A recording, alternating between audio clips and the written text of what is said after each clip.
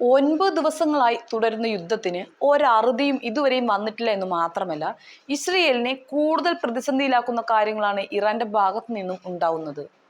വർഷങ്ങളായി തങ്ങളുടെ ആണവ ശാസ്ത്രജ്ഞരെ ലക്ഷ്യമിടുന്ന ഇസ്രയേലിന്റെ സുപ്രധാന ശാസ്ത്ര കേന്ദ്രത്തിനെ ഇറാൻ മിസൈലുകൾ അടിച്ചു തകർത്തു എന്ന വാർത്തയാണ് ഇപ്പോൾ വന്നുകൊണ്ടിരിക്കുന്നത്. റഹോവത്തിലുള്ള വെയ്സ്മാൻ ഇൻസ്റ്റിറ്റ്യൂട്ട് ഓഫ് സയൻസിൽ ഞായറാഴ്ച പുലർച്ചെയായിരുന്നു ആക്രമണം നടന്നത്. ആരും മരിച്ചിട്ടില്ലെങ്കിലും ഇവിടുത്തെ പല ലാബുകൾക്കും സാരമായ കേടുപറ്റിയെന്നും വർഷങ്ങളുടെ ഗവേഷണ ഫലങ്ങൾ ചാമ്പലായെന്നും വാർത്താ ഏജൻസിയായ AP റിപ്പോർട്ട് ചെയ്യുന്നുമുണ്ട്. സത്യം പറഞ്ഞാൽ എന്ത് ചെയ്യണമെന്നറിയാത്ത അവസ്ഥയാണ് ഇപ്പോൾ ഇസ്രയേലിൻ്റെത്. ഇസ്രയേലിനെ പേടിച്ചുകൊണ്ട് ഖമേനി ബങ്കറിനുള്ളിൽ ഒളിച്ചതും ഖമേനിയുടെ നാശം കൊണ്ട് മാത്രമേ യുദ്ധം അവസാനിക്കുകയുള്ളൂ എന്നുള്ള നെതന്യാഹുവിന്റെ നിലപാടുമൊക്കെ കണ്ടപ്പോൾ ഇറാനുമേൽ ആധിപത്യം സ്ഥാപിക്കാൻ ഇസ്രയേലിന് കഴിഞ്ഞു എന്ന കാര്യം ഉറപ്പായിരുന്നു. അതിനിടെയാണ് പ്രതീക്ഷിക്കാത്ത നേരത്തുള്ള ഇറാന്റെ ഈ ആക്രമണം. അതിനിടെ ഹിസ്ബുള്ളയുടെ സഹായമാണ് ഇറാന്റെ ശക്തിയെന്ന് മനസ്സിലാക്കിയ ഇസ്രയേൽ യുദ്ധത്തിൽ ഇടപെടരുതെന്ന് ഹിസ്ബുള്ളയ്ക്ക് താക്കീത് നൽകിയിട്ടുണ്ട് എന്നതും ശ്രദ്ധേയമാണ്. അതേസമയം ടെഹ്റാനിലെ ആക്രമണത്തിൽ ആണവ ശാസ്ത്രജ്ഞൻ മരിച്ചെന്ന് ഇസ്രയേൽ മാധ്യമമായ കാൻ പറയുകയുണ്ടായി. മാത്രമല്ല, ഈ സംഘർഷത്തിന്റെ വികാസം ആർക്കും കെടുത്താനാകാത്ത തീ ആളിക്കത്തിച്ചേക്കാമെന്ന് UN secretary general Antonio Guterres പറയുകയുണ്ടായി. US-ഉമായുള്ള ഇറാന്റെ നയതന്ത്ര ശ്രമങ്ങളോട് ഇസ്രയേൽ കാണിച്ച വഞ്ചനയാണ് ആക്രമണമെന്ന് ഇറാൻ വിദേശകാര്യമന്ത്രി അബ്ബാസ് അരാഗ്ചി ജനീവയിൽ പറയുന്നുണ്ട്.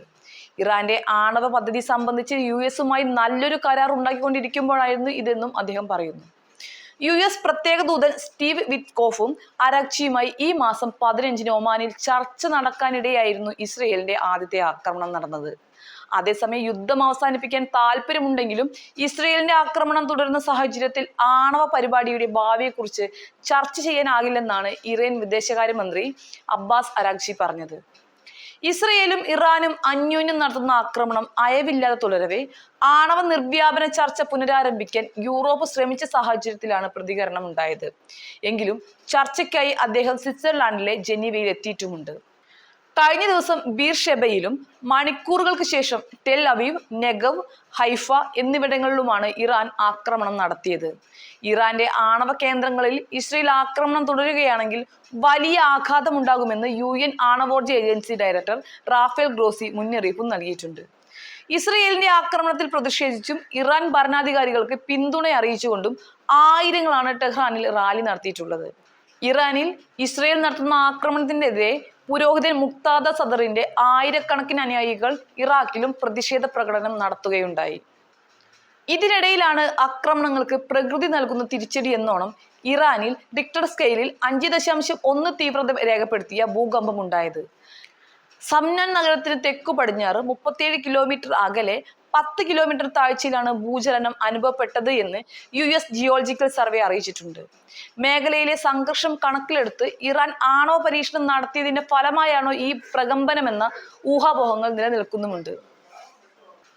സംഭവത്തിൽ ആളപായമില്ലെന്നും നേരിയ നാശനഷ്ടങ്ങൾ മാത്രമാണ് ഉള്ളതെന്നും ഇറാൻ വാർത്താ ഏജൻസിയായ ഇർന റിപ്പോർട്ട് ചെയ്യുന്നു. റിപ്പോർട്ടുകൾ പ്രകാരം ഇറാന്റെ സൈന്യം നടത്തുന്ന സംനാൻ മിസൈൽ കോംപ്ലക്സും സംനാൻ ബഹിരാകാശ കേന്ദ്രവും സ്ഥിതി ചെയ്യുന്നത് ഈ പ്രദേശത്താണെന്നതും ഇറാന്റെ ആണവ കേന്ദ്രങ്ങൾ ലക്ഷ്യമിട്ടാണ് ഇസ്രയേലിന്റെ ആക്രമണം എന്നതും കാരണം ഈ തരത്തിലുള്ള സാധ്യതയും തള്ളിക്കളയാനാവില്ലെന്ന നിരീക്ഷണവും നിലനിൽക്കുന്നുണ്ട്.